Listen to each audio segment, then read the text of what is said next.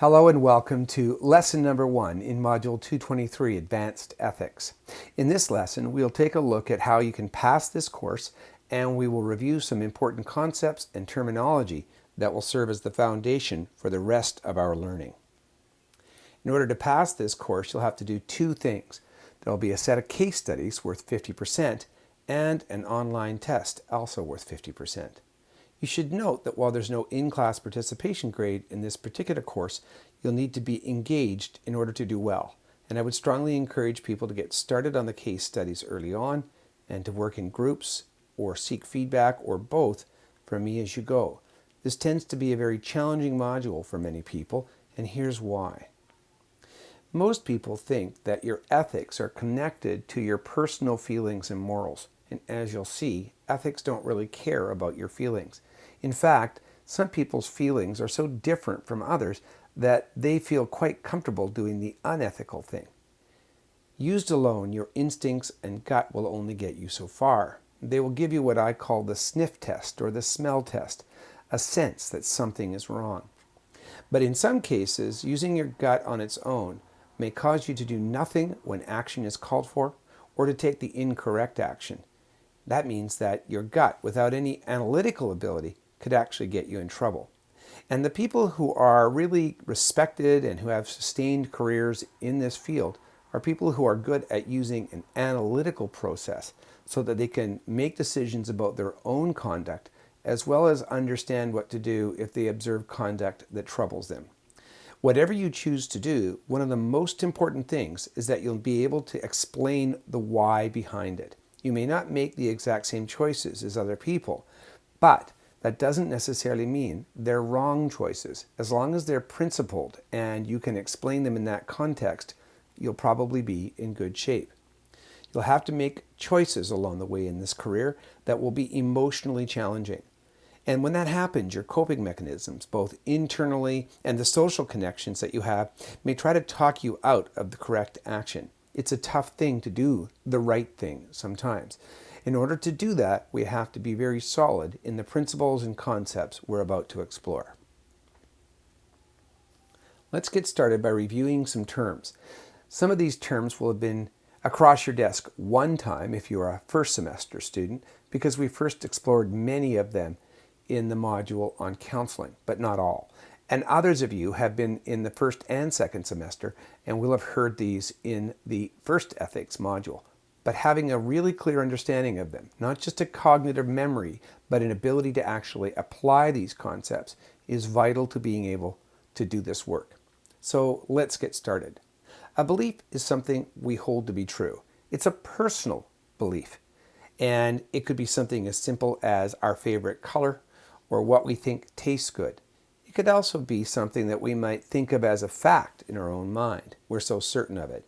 The idea, for example, that hitting children causes harm is a very widespread belief, and it's one that I share as well.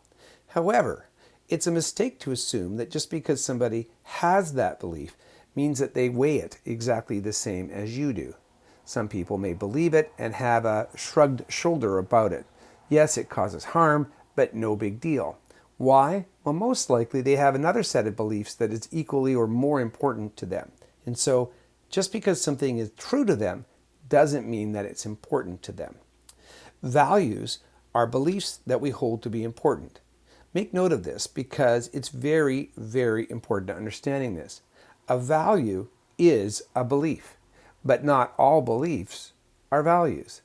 If you were to draw a subset, you would see that values are a smaller group within the larger population we call beliefs. And not only are they a smaller group, but you could describe them as being an elevated group because we have added some weight or importance to it. And you can usually tell by the way a person describes this particular belief.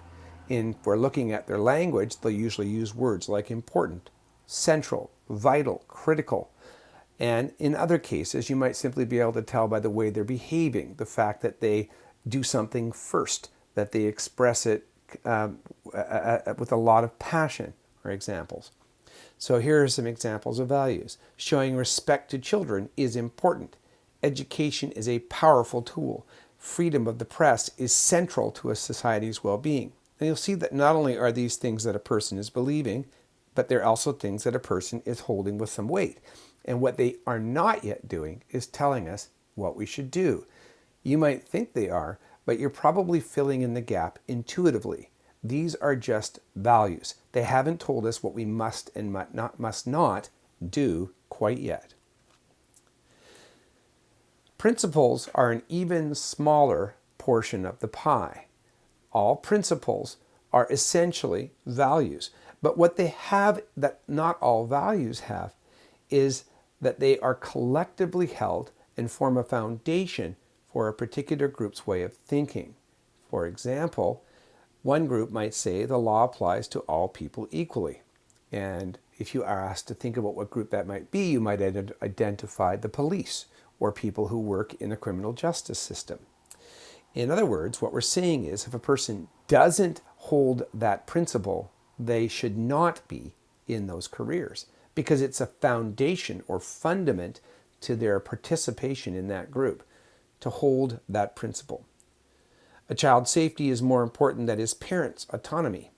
Who might believe that and value that so centrally that everybody in their community agrees with them? Social workers and child protection workers would be the example there. The community is the best place for disabled people to be. Well, that's something that's at the heart or the principles of people within our sector. Often what we do, though, is give these things simple one-word names. For example, the community is the best place for disabled people to be is often shortened up to inclusion.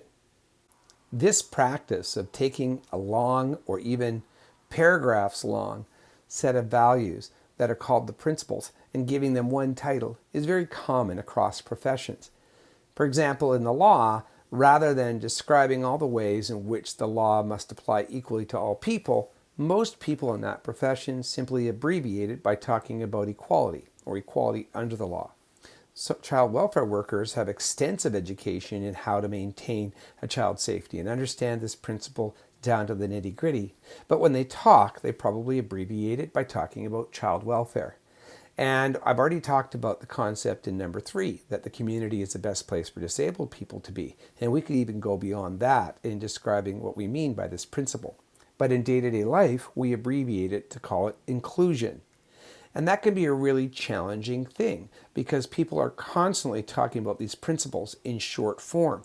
And sometimes when I'm listening to other professionals, I can tell they don't have a strong understanding of the term that they're using. And because of that, they're misapplying it.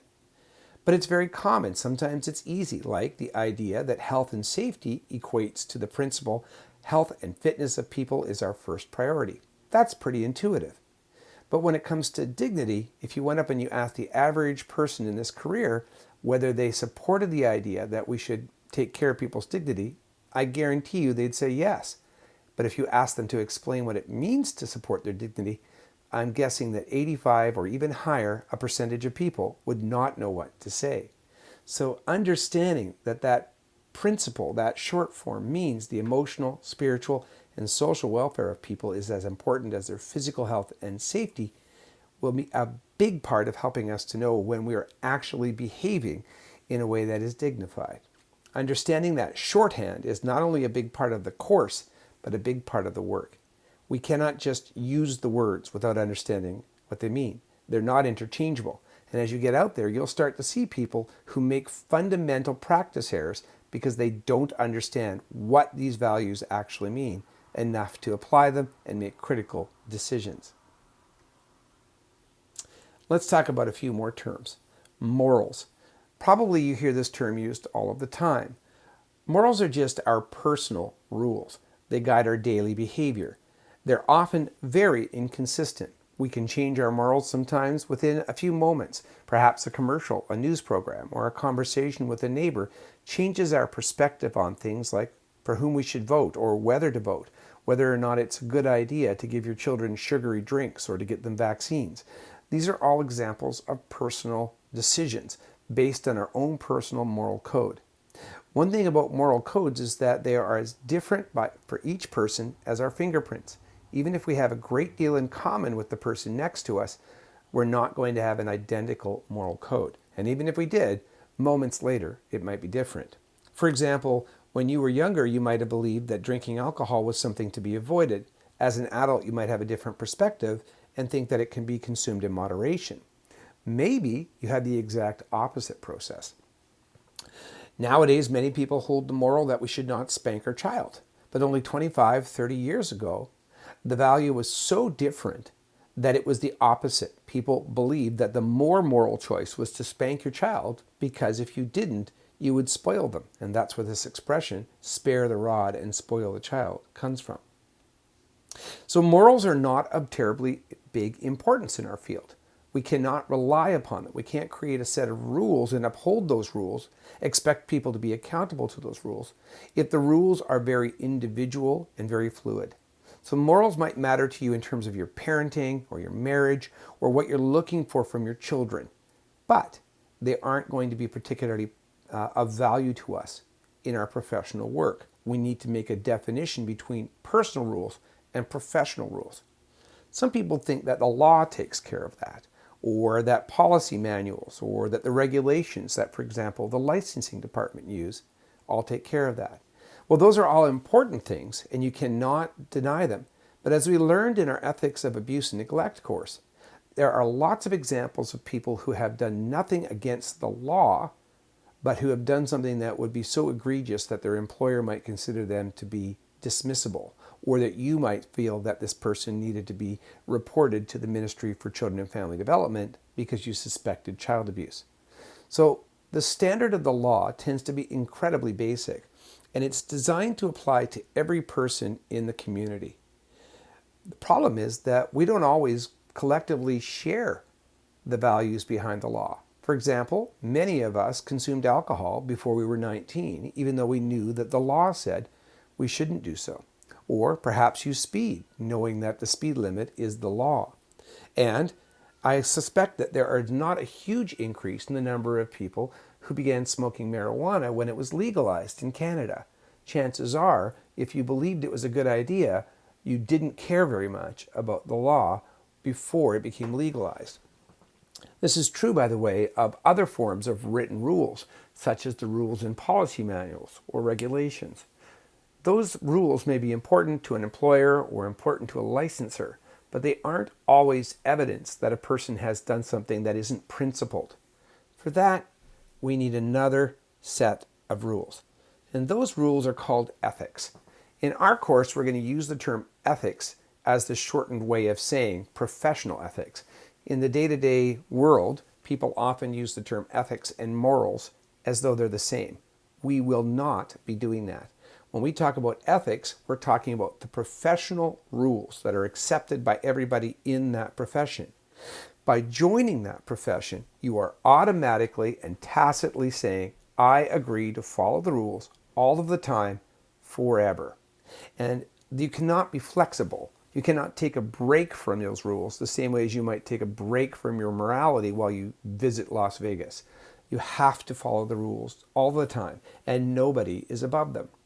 Now, the rules do change, but they don't change nearly as fluidly or individually as your personal morals.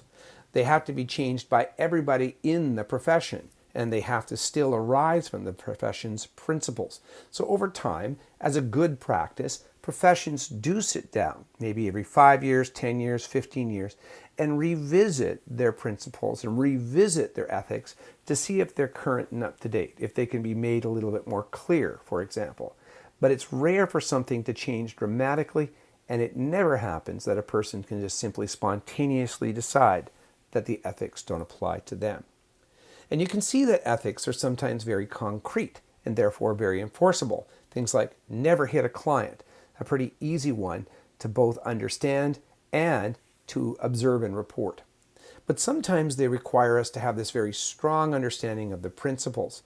For example, the principle of confidentiality includes a lot of different elements or moving parts, and we'll explore them later on. But in order to understand whether or not a person has done this thing of violating confidentiality, we have to have a very intimate understanding of what that principle means, because the rule is don't do it. Ethics basically describe the do's and the don'ts of our work. In some cases, you may hear people refer to the ethics as the don'ts more than the do's, and I'll explain why that is in the next slide. But the ethics really do demonstrate what we must do and what we must not do. Going back to our ethics of abuse and neglect module, you may remember the terms omission and commission. So ethics describe what we cannot commit and what we must not omit. Standards are a subset of those rules, and they describe the must-dos, the things that we cannot omit. In other words, a standard is simply a type of ethic, and it describes the minimum level of work that we must do. And it's very important to understand this concept of minimum. The failure to meet the standard is unethical because it means that we haven't done enough. We've been negligent. We've omitted. Think about that for a moment. If you didn't meet the standard, it means you didn't do enough. If you did meet the standard, then you have just barely done enough. When people talk about having standards, they don't really mean, or they may think that they mean, that they have high standards. But the rules that we're talking about here are the dividing line between doing the right thing and the wrong thing, not the dividing line between doing a good job and a great job. Now, you may work for organizations in your career that are parts of international standardization organizations. This is kind of a cool thing that you'll experience in the field, where agencies go through accrediting processes where somebody comes in and makes sure that they're applying even higher standards. So they've set the bar higher for themselves. In that case, that's a good thing. But it's not quite the same as saying the person has chosen the standard that is the bare minimum. So these are examples of things we must do. For example, we must always take reasonable safety precautions. Now you can see this word reasonable. It's a bit of a tough one, isn't it? So that's where regulations sometimes come into play, or the training that we have, so that we have a really clear idea, or maybe the policy manual tells us what people mean by reasonable. Feeding clients nutritious food. Again, that word nutrition is difficult to dive into. And following the 6 rights when giving meds, again, requires us to apply some principles. So standards work best when they're really concrete, but that's really challenging to do. And for you, especially at this advanced level, being able to interpret the abstract terms such as the 6 rights, reasonable, or nutritious is part of making sure that you're doing your job ethically. When all of these standards and ethics and principles are written down and collated into one book, we call that a code of conduct. You may also hear people refer to it as a code of ethics, or even the standards in ethics. All of them are essentially the same thing. All it really is a book or a pamphlet or some source of written and usually accessible to the public rules, so that the public and other people in the field can know exactly what they're supposed to be looking for. They can ensure that others are doing these things, and they can act if they don't. So these are sometimes written as rules depending on the particular profession, and others prefer to write them as principles. I would say the latter is becoming more and more common. So in order for us to have a code of conduct, we need to have a profession. We need to understand, therefore, what a profession is. So there are 4 elements that define a profession. The first of these is that there's a standardized education. Everybody who's in that profession has to get their education someplace that is essentially approved. Number 2, there's a code of conduct. So this written set of rules, principles, or rules and principles needs to exist. And usually, as I said, it's publicly available. Number 3, there's some form of professional association. And usually that professional association is self-governing. And that means that it's run by the very people who are in that profession, because they're trying their best to make sure that they self-police and maintain the public's trust. And fourthly, all of this is important because professions tend to have some ownership by the community. Often they're paid for by community tax dollars, and the work that people do is considered to be central to the fabric of our community. If we didn't get it done well, our community would be in jeopardy. So for example, lawyers and judges are professions. They have to go to law schools that are approved. There's a distinct set of rules that are put out. They're called the Bar Association's standards. And the organization is called the Bar Association, or in BC it's called the Law Society. And the whole community knows that if they hear of a lawyer doing something inappropriate, they can make a complaint, even if it's not their own lawyer, because we all care about the law as a foundation of our community. So now a question. Given what I just said, take a moment and blog or journal your answer to this question. Are CSWs professionals? Why or why not? After you're finished, come back and watch video number 2.